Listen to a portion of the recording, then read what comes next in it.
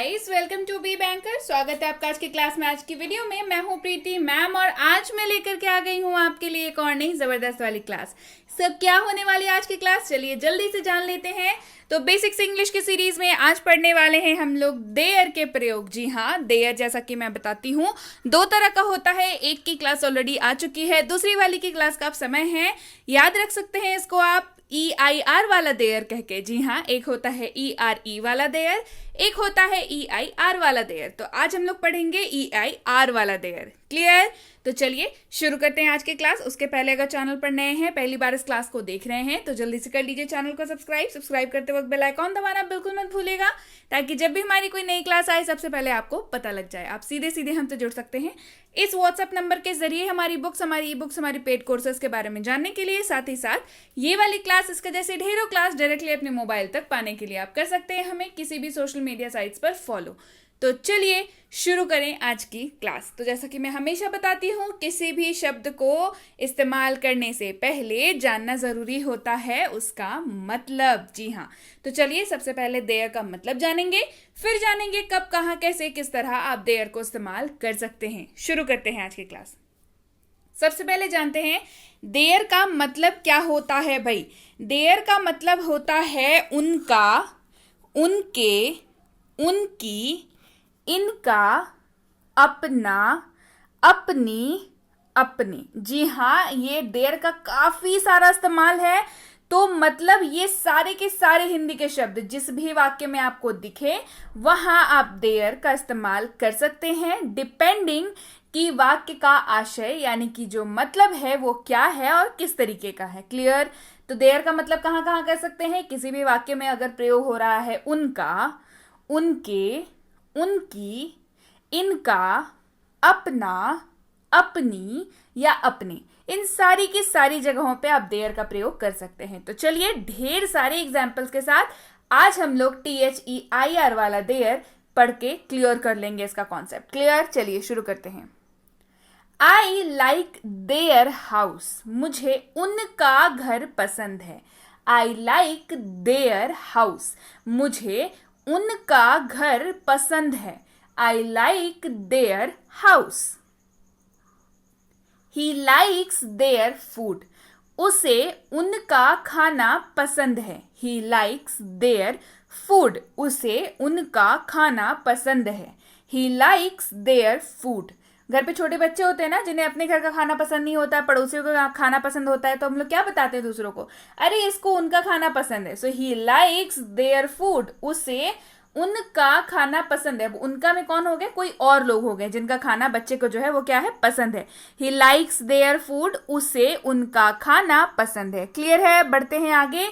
I like their culture, मुझे उनकी संस्कृति पसंद है। आई लाइक देयर कल्चर, मुझे उनकी संस्कृति पसंद है। I like their culture. Clear है? बढ़ते हैं आगे। They have their own house, उनका अपना घर है। They have their own house, उनका अपना घर है। They have their own house. Clear है? बढ़ते हैं आगे। They have their own company, उनकी अपनी कंपनी है। They have their own company, उनकी अपनी कंपनी है। They have their own company. All players did their best, सभी खिलाड़ियों ने अपना सर्वश्रेष्ठ प्रदर्शन किया। All players did their best, सभी खिलाड़ियों ने अपना सर्वश्रेष्ठ प्रदर्शन किया। All players did their best. I must prepare their luggage, मुझे उनका सामान तैयार करना होगा। I must prepare their luggage, मुझे उनका सामान तैयार करना होगा। I must prepare their luggage. He asked me, he asked for their permission. यहां पे देखिए ही आस्क्ड फॉर होगा, he asked for their permission. अब परमिशन का मतलब क्या होता है? आज्ञा, है ना? आज्ञा लेना यानी कि परमिशन लेना। He asked for their permission, उसने उनकी अनुमति मांगी। He asked for their permission. उसने उनकी अनुमति मांगी। He asked for their permission. Clear है?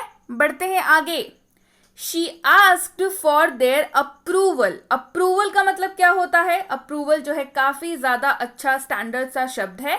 मतलब होता है मंजूरी की मांग करना, मतलब मंजूरी।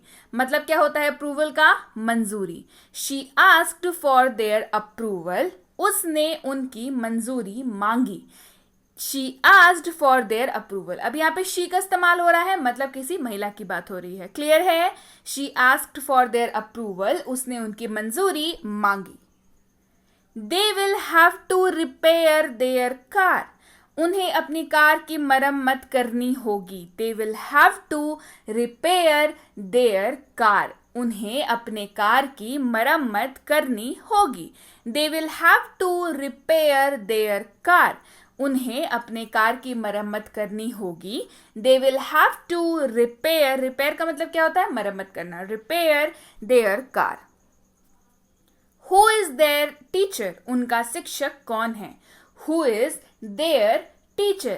उनका शिक्षक कौन है? Who is their teacher? उनका शिक्षक कौन है? Who is their teacher? Who is their caretaker? उनका केयर टेकर कौन है? अब समझिए, केयर टेकर का मतलब क्या होता है। चलिए शब्द को थोड़ा अलग कर लेते हैं। केयर का मतलब क्या होता है? ख्याल रखना। टेकर का मतलब जो रखता है ना, जो इंसान है जो केयर कर रहा है वो टेकर हो गया। तो केयर टेकर जो ख्याल रखने वाला, ऐसे होता है ना जब बड़ी बड़ी बिल्डिंग्स में या बड़े बड़े फार्म हाउस वगैरह में, बंगलोज में केयर टेकर होते हैं जहाँ पे मालिक नहीं रहते हैं। आपने सुना होगा बहुत सारे मूवीज में, सीरियल्स में बोलते हैं कि हाँ केयर टेकर रखा हुआ है। तो केयर टेकर का मतलब क्या होता है? केयर टेकर का मतलब होता है वो इंसान जो उस जगह की देखभाल करे। इंसान हो, जगह हो, सामान हो, कोई भी हो, जो उस चीज की देखभाल करे। एक इंसान को अपॉइंट किया जाता है जो, मान के चलिए किसी घर की देखभाल करनी है तो एक इंसान को आप अपॉइंट करते हैं जो उस जगह की देखभाल करता है। तो देखभाल करने वाले को क्या बोलते हैं? केयर टेकर बोलते हैं। ठीक है, जिसको आप सैलरी पे रखते हैं, जिनको आप पैसे देते हैं कि वो एक पर्टिकुलर कोई आप दायित्व देते हैं उनको, और वो उनका ख्याल रखते हैं। क्लियर है? तो उसको केयर टेकर बोलते हैं। So who is their caretaker? उनका केयर टेकर कौन है? Who is their caretaker? उनका caretaker कौन है? Who is their caretaker? Everyone did their best. सभी ने अपना सर्वश्रेष्ठ प्रदर्शन किया। Everyone did their best. सभी ने अपना सर्वश्रेष्ठ प्रदर्शन किया। Everyone did their best. I must prepare their lunch. मुझे उनका दोपहर का भोजन तैयार करना चाहिए। I must prepare their lunch. मुझे उनके दोपहर का भोजन तैयार करना चाहिए। I must prepare their lunch. I like their family photo. मुझे उनकी फैमिली फोटो पसंद है। I like their family photo. मुझे उनकी फैमिली फोटो पसंद है। I like their family photo. They named their son Sonu. उन्होंने अपने बेटे का नाम सोनू रखा। They named their son Sonu. उन्होंने अपने बेटे का नाम सोनू रखा। They named their son Sonu. They have their own problems. अरे उनकी अपनी समस्याएं हैं। They have their own problems. उनकी अपनी समस्याएं हैं। They have their own problems. उनकी अपनी समस्याएं हैं। They have their own problems. They will keep their promise. वे अपना वादा निभाएंगे। They will keep their promise. वे अपना वादा निभाएंगे। They will keep their promise. They have to repair their house. उन्हें अपने घर की मरम्मत करनी है। They have to repair their house. उन्हें अपने घर की मरम्मत करनी है। They have to repair their house. Children should listen to their parents. बच्चों को अपने माता पिता की बात सुननी चाहिए। Children should listen to their parents. बच्चों को अपने माता पिता की बात सुननी चाहिए। Children should listen to their parents. बच्चों को अपने माता पिता की बात सुननी चाहिए। Children should listen to their parents. Clear है? बढ़ते हैं आगे। They will have to repair their TV. उन्हें अपने टीवी की मरम्मत करनी होगी। They will have to repair their TV, उन्हें अपने टीवी की मरम्मत करनी होगी। They will have to repair their TV. Clear है? बढ़ते हैं आगे। दे कंप्लीटेड देयर वर्क, उन्होंने अपना काम पूरा किया। दे कंप्लीटेड देयर वर्क, उन्होंने अपना काम पूरा किया।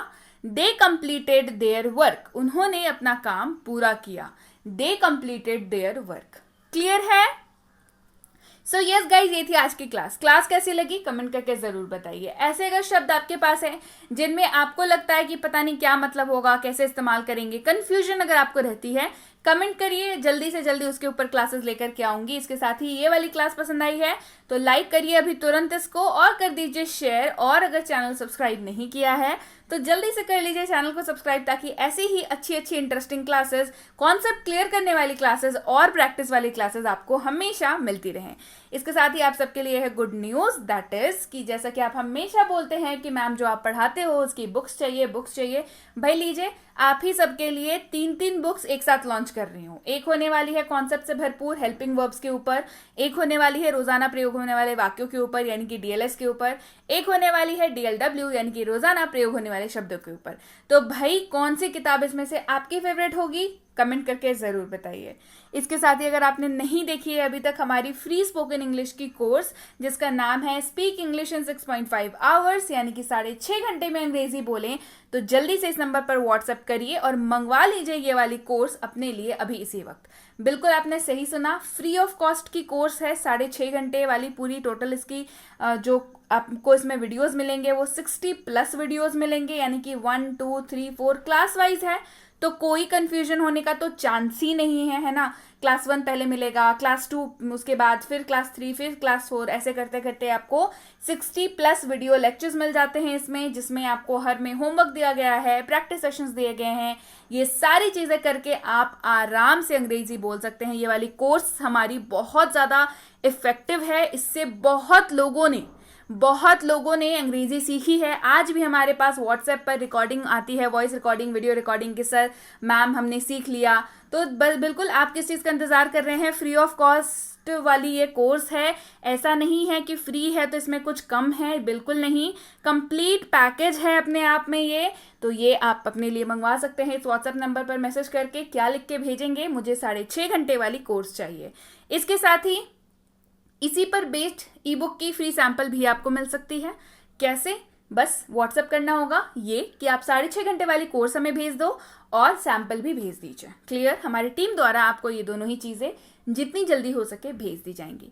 इसके साथ ही अगर आप हमसे जुड़ना चाहते हैं हमारे premium WhatsApp spoken English course पे, इसकी इंक्वायरी आप इस नंबर पर कर सकते हैं। इंक्वायरी किस बात की करनी है कि कितने दिनों का कोर्स है, क्लासेस कब आती हैं, कैसे आती हैं, होमवर्क कैसे मिलते हैं, नोट्स कैसे मिलते हैं, आपको डाउट सेशंस कैसा मिलता है, और इन सब के अलावा जो सबसे ज़रूरी बात वो ये कि इसकी अगली बैच कब शुरू हो रही है। ऐसा नहीं है कि इसमें डेली एडमिशन्स होते हैं, मंथली जो है स्लॉट्स निकलते हैं, हम लोग बैचेस में ही एडमिशन लेते हैं ताकि हर एक बच्चे की पर्सनल मेंटरिंग कर सकें, हर एक स्टूडेंट को हम लोग पर्सनली जान सके कि उनकी ग्रोथ क्या हो रही है, कैसे हो रही है। इसी वजह से बैच कब अगली शुरू हो रही है इसके बारे में ज़रूर पूछ लीजिएगा। इसके साथ ही यह बेसिक इंग्लिश ग्रामर कोर्स यानी कि इंग्लिश ग्रामर की बेसिक वाली कोर्स, यानी कि इंग्लिश ग्रामर को इसमें बेसिक यानी कि 0 लेवल से कराया जाता है और आपको इतना सक्षम बना दिया जाता है कि आपको ग्रामर के कॉन्सेप्ट जो हैं बिल्कुल क्लियर हो जाते हैं। और ग्रामर के कॉन्सेप्ट जब तक क्लियर नहीं होंगे, आपके बेसिक ग्रामर के कॉन्सेप्ट जब तक क्लियर नहीं होंगे, यकीन मानिए एडवांस ग्रामर नहीं पल्ले पड़ेगा, नहीं समझ आएगा। और एडवांस ग्रामर नहीं समझ आएगा तो फिर फायदा क्या है सीखने का, और क्वेश्चंस तो खैर नहीं बनने वाले हैं। तो बेसिक ग्रामर करना बेहद जरूरी है। तो जल्दी से इस नंबर पर इंक्वायरी करिए, पता करिए इसकी अगली बैच कब शुरू होती है।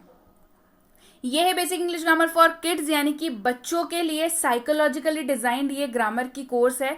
बच्चों को ग्रामर सिखाना बच्चों का खेल नहीं है। उनसे जाके पूछे जिनके घर में वाकई बच्चे हैं तो आपको पता चलेगा। तो फिर बच्चों को ग्रामर सिखाने के लिए ये वाली कोर्स जो है वो बेस्ट है। एक्सपर्ट्स द्वारा डिजाइन है, बच्चों को खेल खेल में ग्रामर सिखाया जाता है ताकि उनको बोरियत ना हो, इंटरेस्ट जो है वो बना रहे। तो जल्दी से इस नंबर पर इंक्वायरी करिए, पता कर लीजिए इसकी अगली बैच कब शुरू हो रही है। ये है basic English grammar and writing for school. Grammar भी पढ़ाया जाता है, राइटिंग भी सिखाया जाता है। आप किसी भी क्लास में पढ़ते हो, किसी भी स्कूल में पढ़ते हो, किसी भी बोर्ड के स्टूडेंट हो, ग्रामर से और राइटिंग से आपकी आमना सामना आपका तो जरूर होता होगा। राइटिंग सेक्शन अगर आपको भी लगता है सरदर्द है, पता नहीं क्या लिखें, तो बिल्कुल ये कोर्स आपके लिए है। इस कोर्स में आपको राइटिंग सेक्शन पूरा कराया जाता है, चाहे वो ग्रामर हो, चाहे वो आपका ऐसे राइटिंग हो, स्पीच हो, डिबेट हो, लेटर राइटिंग हो, ईमेल राइटिंग हो, एप्लीकेशन राइटिंग हो एंड व्हाट नॉट। जो भी राइटिंग का सिलेबस है वो पूरा, साथ ही ग्रामर भी कराया जाता है। आप कर पाएंगे फुल में फुल स्कोर। जी हाँ, सही सुना, हमारे स्टूडेंट्स फुल में फुल स्कोर करते हैं राइटिंग और ग्रामर में। तो जल्दी से इस नंबर पर इंक्वायरी करिए, पता कर लीजिए इसकी अगली बैच कब शुरू हो रही है। ये है प्रीमियम कॉम्पिटिटिव इंग्लिश कोर्स, यानी कि आप अगर किसी भी ऐसे कॉम्पिटिटिव एग्जाम की तैयारी कर रहे हैं जिसमें अंग्रेजी पूछी जाती है, तो प्रीमियम कॉम्पिटिटिव इंग्लिश कोर्स बिल्कुल आपके लिए है। इंग्लिश का पूरा सोल्यूशन समाधान जो है इस कोर्स में है, चाहे वो आरसी हो, वोकैबुलरी हो, आपका ग्रामर हो, बेसिक एडवांस, सारी चीजें जीरो से लेकर के शुरू करके बिल्कुल हीरो तक का सफर है ये कोर्स। तो इसकी इंक्वायरी भी आप इस नंबर पर कर सकते हैं। इंक्वायरी करते वक्त ध्यान रखें कोर्स का नाम लिख करके इंक्वायरी भेजें, ताकि हमारे प्रतिनिधि आप तक सही समय पर सही जानकारी पहुंचा पाए। जानकारी मिलने में लगभग 12 से 48 घंटों का वक्त लग जाता है, तो कृपया प्रतीक्षा करें, और अगर मैसेज कर दिया है तो निश्चिंत हो जाएं, आपको रिप्लाई जरूर मिलेगा। So yes guys, that's it for today. Thank you so much for watching be with B Banker, empowering life through knowledge. Thank you so much for